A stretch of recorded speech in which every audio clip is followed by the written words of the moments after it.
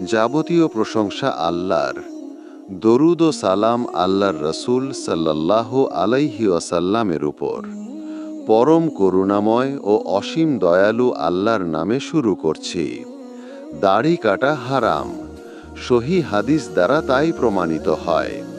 আব্দুল্লাহ ইবনে ওমর রাদিয়াল্লাহু আনহু থেকে বর্ণিত, রসুল সাল্লাল্লাহু আলাইহি ওয়াসাল্লাম বলেন, তোমরা গোঁফ কর্তন করো এবং দাড়ি লম্বা করো।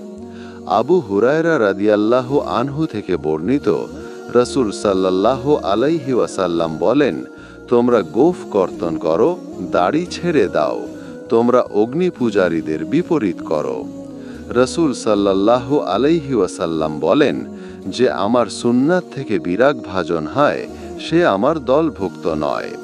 এটি হারাম কিনা সে বিষয়ে শাইখুল ইসলাম ইবনে তাইমিয়া রাহিমাহুল্লাহ বলেন, কোরআন, সুন্নাহ এবং ইজমা নির্দেশ করে যে আমাদের সর্বক্ষেত্রে কাফিরদের থেকে আলাদা হতে হবে এবং তাদেরকে অনুকরণ করা যাবে না, কারণ বাইরের দিক দিয়ে তাদের অনুকরণ করলে সেটি আমাদেরকে তাদের খারাপ কাজ এবং অভ্যাস এমনকি বিশ্বাসের দিকেও নিয়ে যেতে পারে, যার ফলে আমরা অন্তরের দিক দিয়ে তাদের বান্ধব হয়ে যাব এবং তাদের প্রতি এই ভালোবাসা আমাদের বাইরের দিক দিয়েও তাদের অনুকরণের দিকে নিয়ে যাবে। ইমাম তিরমিজি রাহিমাহুল্লাহ বর্ণনা করেছেন, ইহুদি ও খ্রিস্টানদের অনুকরণ করো না। খলিফা ওমর রাদিয়াল্লাহু আনহু যারা দাড়ি কাটত তাদের থেকে সাক্ষ্য গ্রহণ করতেন না।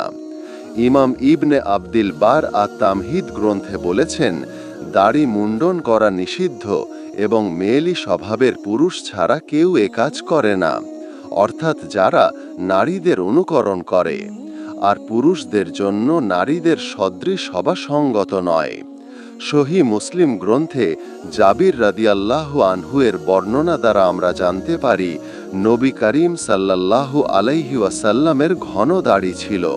অতএব বলা যায় যে পুরুষদের দাড়ি কাটা জায়েজ নয়, আর নাজায়েজ কাজ করলে গুনাহ হয়। আশা করি আপনার উত্তর পেয়েছেন।